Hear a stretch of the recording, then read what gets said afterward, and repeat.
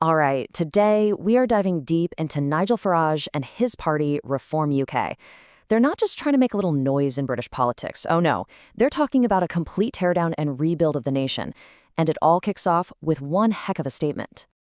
I mean, there it is. That's Farage himself, basically throwing down the gauntlet. It's way more than just a catchy line for the news, right? It's a declaration of war on the entire political establishment. He's saying the old rule book is out the window. And that same populist energy that got us Brexit, it's back. And this time, it's aiming for the top. And look, this isn't just wishful thinking on his part. The latest polls show Reform UK has actually jumped ahead of the governing Labour Party. That's huge. It gives Farage a real platform to say, hey, we could be in charge by 2029. So that brings up the big question. What would that actually look like? What is their blueprint for Britain?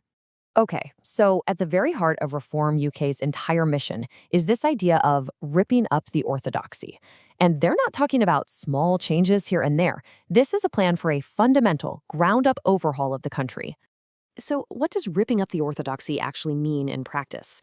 Well, their key policies are, to put it mildly, a massive departure from the mainstream. We're not just talking about stricter immigration. They're calling for mass deportations. Not just rethinking climate goals, but scrapping them completely to go all in on oil and gas. And then there's this. They want to turn Britain into a global crypto hub. This isn't just a course correction. It's a complete 180 on the direction the UK has been heading for decades. Now, to really get why they're proposing such radical stuff, you have to understand who they see as the enemy. Farage has given it a name, woke ideology. As he defines it, it's this progressive agenda pushed by a liberal elite that he believes has made British people feel ashamed of their own country and their own history. And their answer to that? Well, in contrast, Reform UK says its whole platform is built on something way more basic. They've boiled their entire philosophy down to 3 words: family, community, and country. These, they claim, are the simple values that guide every single one of their policies. But look, having a vision is one thing. Having real strategy to pull it off is something else entirely. So how is Farage planning to win? Well, his approach is this really fascinating blend of gut instinct and a carefully built network of populist allies from all over the world.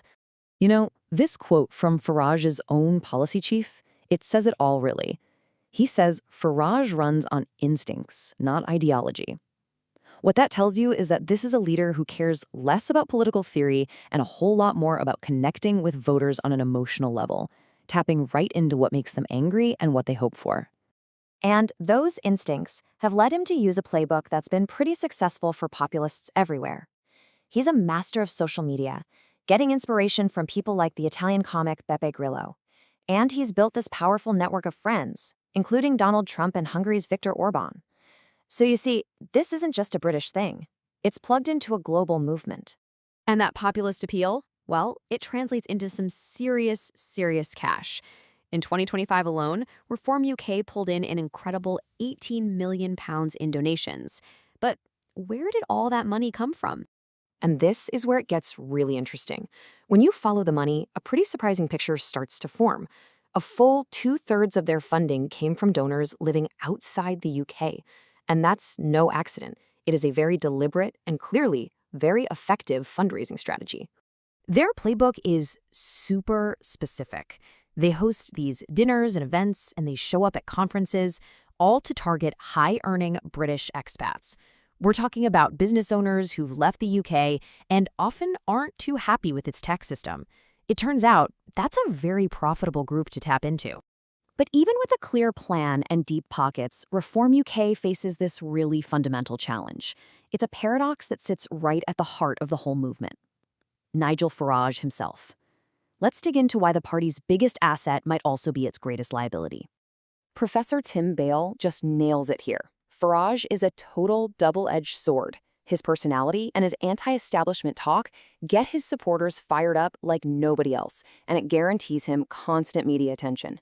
But that exact same combative style can be a huge turnoff for the more moderate voters that Reform absolutely needs to win over if they want to get real power.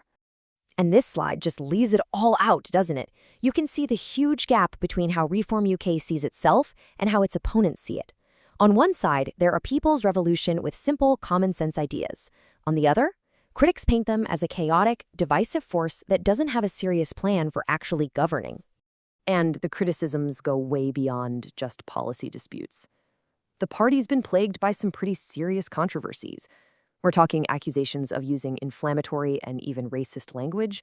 And then there was the shocking case of a former leader being jailed for taking bribes to push pro-Russian talking points. These things raise some big questions about the party's judgment and its credibility.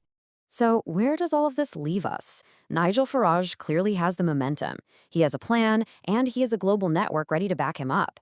But at the same time, he's leading a movement that deeply divides the country and is constantly dogged by controversy. So, the ultimate question really is, can he overcome all that to bring about this new era of Farage's Britain, or will the very things that make him so popular also be his final undoing?